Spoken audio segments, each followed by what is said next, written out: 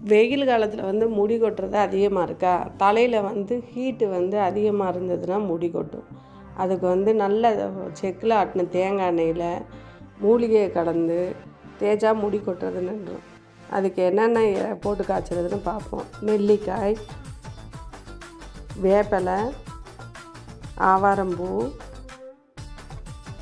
செம்பருத்தி இலை, கொய்யா இலை,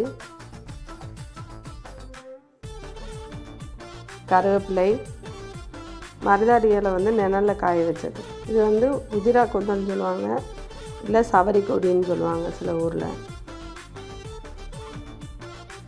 வெங்காயம்,